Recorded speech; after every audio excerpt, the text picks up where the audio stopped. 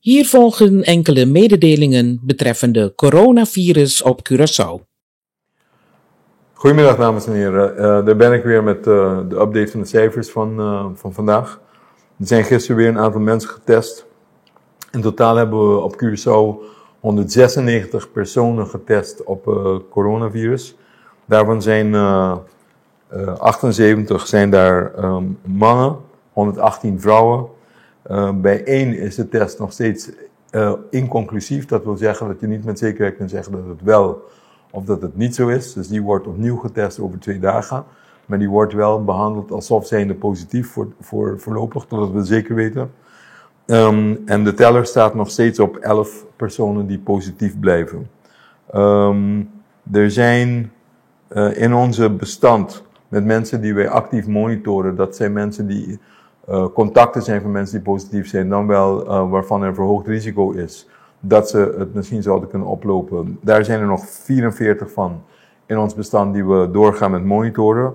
En van het totaal aantal mensen die, omdat zij binnen zijn gekomen nadat de luchtruim is gesloten, die waren ook in quarantaine. Daar zijn de meerderheid, een groot deel daarvan, het was boven de 1500 personen.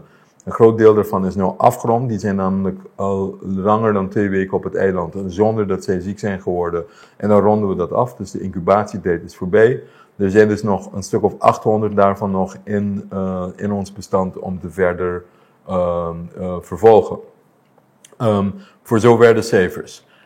Rest mij nog iets te zeggen over het vervoer en de maatregelen die wij nemen. Zoals ik al heb verteld, ook eergisteren, er zijn een aantal maatregelen. Sommige hebben meer effect dan andere, maar alle kleine beetjes bij elkaar, die leiden ertoe dat we proberen zo maximaal mogelijk de reductie van de transmissiekans op de virus te bewerkstelligen. Dus dat er bijvoorbeeld als u nummerplaat van het auto u dan recht geeft om vandaag naar buiten te gaan, dat de bedoeling is dan wel dat het uitsluitend is voor vitale dingen. Dus als je naar de supermarkt moet gaan om eten te kopen, daar is het voor bedoeld. Of als je naar de arts moet, of als je naar de boutique moet, dat soort dingen. Het is niet de bedoeling, en het is ook geen vrijwaring, omdat u dan gewoon naar Bandabouw gaat, of naar de strand gaat, of dat u daar een picknick of uitjesdag van maakt. Dat is juist net niet de bedoeling. Even voor de duidelijkheid dat ik dat zeg, want er zou dan wel eens bij enkelingen daar misverstand over kunnen bestaan. Dus de leniency om wel eruit te gaan, dat is bedoeld voor essentiële zaken. Niet bedoeld voor de dingen die vermeden kunnen worden, dan wel op een lange termijn gezet kunnen worden. Ons verzoek is om zich daar wel aan te houden. Al datgene wat we kunnen doen. En dat heb ik proberen te laten zien de afgelopen dagen. Zoals het spreekwoord gaat. Alle kleine beetjes helpen.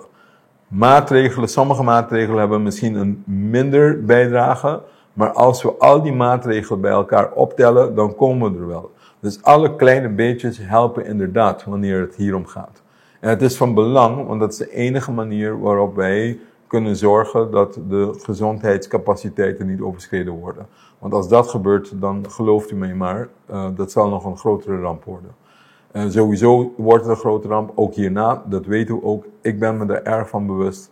We maken er ons ook zorgen over. But first things first. We moeten even hier doorheen komen met elkaar.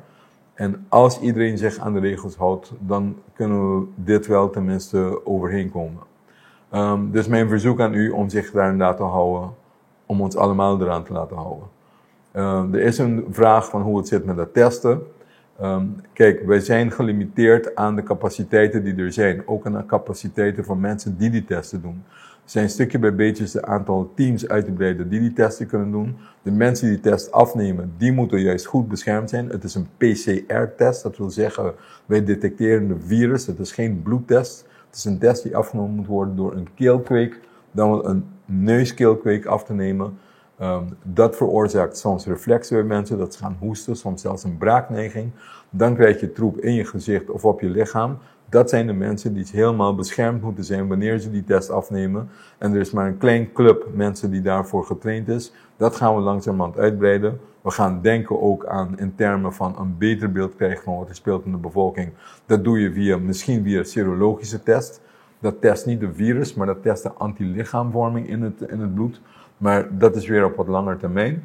En wat er ook is dat we gaan proberen te kijken of we via onze syndromic surveillance, en dat zijn nu 11 huisartsen die representatief verdeeld zijn over het hele eiland, om te kijken of we hun ook kunnen opklikken om mee te doen met de testen. Dan hebben we een grotere testteam en dan kunnen we misschien een beetje beter representatief beeld krijgen over wat er speelt op het eiland. Dat is allemaal in de planning. Maar ik herinner u aan, zoals ik al vaker heb gezegd, er zijn ook andere indicatoren wat jou aangeeft of er nou inderdaad wijde verspreiding is op het eiland, ja of nee.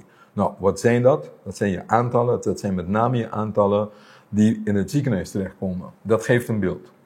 Het ziekenhuis die doet een veel liberalere testing. Dus we hebben ongeveer evenveel mensen getest in het ziekenhuis als wij dat buiten het ziekenhuis hebben gedaan. Niet zoals in de kranten staat dat het dubbele is. Dat is niet zo. Het totaal aantal testen die we hebben gedaan, dus de helft daarvan is door ons, de andere helft grofweg door het ziekenhuis. En het ziekenhuis heeft er uit zichzelf eigenlijk, terwijl ze een veel liberale aanpak hebben, 0 getest. Degenen die in het ziekenhuis terecht zijn gekomen, zijn de mensen die wij hebben ingestuurd. En dat zijn de testen die wij positief hebben getest. Dus dat wil iets zeggen, omdat juist een liberale testing, dat zou eigenlijk sensitiever moeten zijn om meer mensen op te pakken, toch gebeurt dat niet. En we zien ook niet heel veel opnames in het ziekenhuis ten behoeve van COVID. De opnames, nogmaals, die tot nu toe er zijn, die komen allemaal van het buitentesten. Dat zegt iets over hoe wijdverspreid het virus is op het eiland. En dat lijkt er vooralsnog op, voor zover wij weten, relatief laag te zijn. Niet dat wij denken dat het er niet meer is. Niet dat wij denken dat het niet mogelijk is dat een aantal mensen met weinig symptomen misschien niet opgepakt kunnen worden. Die zullen daar hoogstwaarschijnlijk daadwerkelijk zijn. Maar is dat zo dat dat tot nu toe een probleem heeft opgeleverd op het eiland? En het antwoord daarop is blijkbaar nee. Maar vandaar ook die lockdown. De mogelijkheden weg te halen zoveel als mogelijk, dat ook die mensen anderen zouden kunnen besmetten. Dat is juist ook de doelstelling van de activiteiten. Zonder die data toch te proberen te bewerkstelligen dat je een zo laag mogelijk incidentie hebt op het eiland. Ik hoop dat dat duidelijk is. Ik wens u een prettig weekend. Tot ziens.